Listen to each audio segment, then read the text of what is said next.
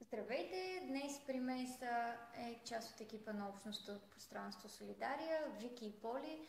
Здравейте! Приятно ми е да ви посрещнем в нашото студио. Бихте ли ми разказали малко повече за Солидария? Какво всъщност представлява? Как ви дойде тази идея да го създадете това пространство? И каква е каузата, която застъпвате? Ами, както ти каза, Солидария общностно пространство, винаги когато се опитам да разкажа за него, започвам от името Солидария или от солидарност. Това е дом на много активности, на солидарност, най-вече на общностната подкрепа и дори взаимната любов между хората. И чрез това място се надяваме да създадем едно по-социално ангажирано общество. И общо взето една отворена мрежа, която винаги е готова да посрещне още нови членове и да създава тези така важни връзки в обществото ни и да поддържа общностната любов, отново да го повторя. Но на този етап е просто една стая, буквално в Търново, която използваме за всякакви събития, ежеседмични събития, дори срещи и дом на нови идеи. Разбрах, че все пак в Солидария имате най-различни дейности. Казваш една стая, но тази стая дава възможност за различни събития, които да организирате. Разкажете малко повече за събитията ви. Като за начало, първото събитие, което направихме в Солидария, беше на самото откриване, изложба на такава тема, която не се говори много за нея всъщност. И изложихме изкуство, което е социално ангажирано, нали, съответно. И творците са главно към LGBTQ общността, нали, за да може да получат повече показност и един вид повече глас. Това е, нали, пилотното ни събитие.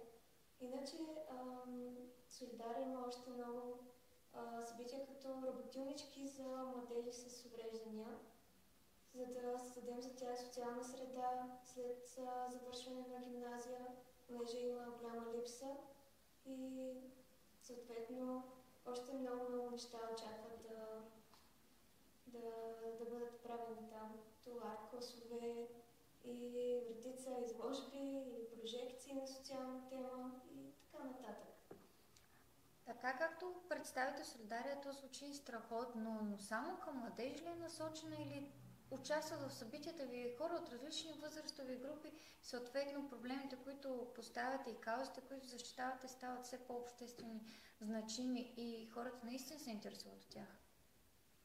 Да, всъщност забелязахме много голяма активност в града след създаването на Солидария и всъщност съм много щастлива. Затова идват хора от всякаква възраст, дори идват родители с децата си, учители. Даже създадохме една секция в библиотеката ни, която е специално насочена към учители, обучаването на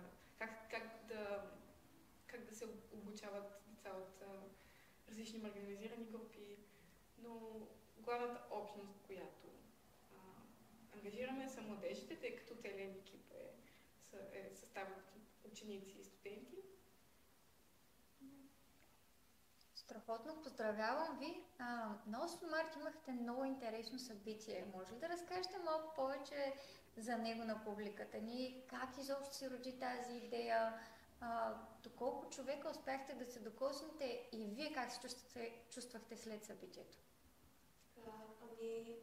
То дойде много спонтанно като идея. Наближаваше, нали, 8 марта, съответно искаме да направим нещо за самия ден.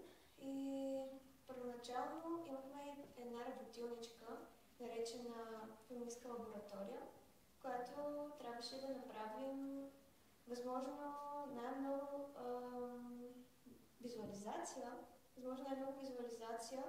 на това какво всъщност е 8 марта, нали, не да наблягаме на това, че е ден на майката, както сега се разбира, ден за борба.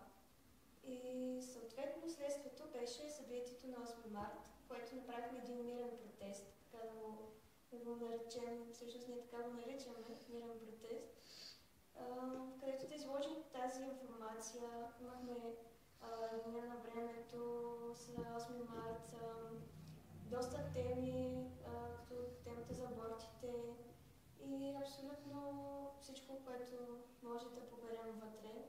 Съответно и за това време, което имахме, го изложихме. Имаше дискусии, беше много добре, сполучливо. И така, надявам се за бъдеще да има също така повече интерес към такива теми. Общо взето се опитваме да засягаме възможно най-много темата за женските борби, за женските права и нашия екип през последните години беше част от организацията на протестите на 25 ноември срещу домашното насилие и приемането на закони срещу домашното насилие и малко преди март месец пред нас дойде въпроса, добре, искаме ли да направим протест на 8 марта, тъй като в големите градове винаги има протест. Но усетихме, че града въобще не е готов за това. Някакси хората все още възприемат, както Поли каза, 8 марта, Ден на майката, не разбират, че това е продължение на 100 години е бил ден за борба, ден, в който всички жени отиват на протест и казват това и това, не може така да продължаваме да живеем без права. И да, и затова измислихме този начин, така, мирен начин, по който и да въвлечем много хора в създаването на тази арт-инсталация, чрез работилницата и, както Поли каза, след това излагането и дискусията. Отново ви поздравявам за това, че засягате толкова важен обществен проблем, който, макар и да се чува сред обществото, все още не се разпознава като лична кауза.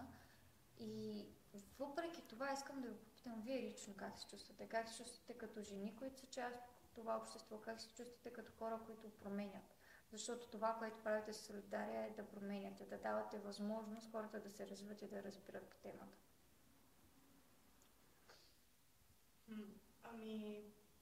Аз винаги, още от малка съм имала това чувство за справедливост, много дълбоко в мен и просто видя ли нещо нередно, не мога да си замълча.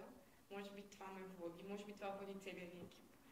Но да, това е една от темите, които най-много ме вълнуват за така наречения патриархален свят, в който живеем.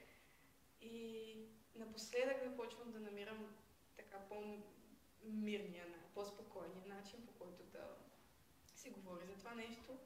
Разбира се, важно е, когато видим нещо нередно, да спорим, да нападаме, когато е нужно да правим протести, но има и много по-различен метод, който също напоследък започвам да виждам колко е важен. Просто дори да говориш с приятели за това, да говориш с семейството си, когато можеш, да се информираш сам, да започваш да изграждаш някакво критично мислене в себе, за да и така малко почваш да забелязваш много проблеми, но начина да променяме всичко това е да говорим с хората. И в ежедневната си работа също да въвличаме тези неща. Добре, много ви благодаря. За мен беше удоволствие да сте тук. Ще следим изкъсо вашите събития, колкото можем, даже ще присъствам с най-голямо удоволствие и се надявам да продължавате вашата дейност, да не губите мотивация, защото все пак темата наистина е много важна и когато сте поели тази кауза и е хубаво да намерите хора, които да ви подкрепят. За мен е удоволствие, че Вики и Поли бяха при нас, а с вас ще се видим следващия път.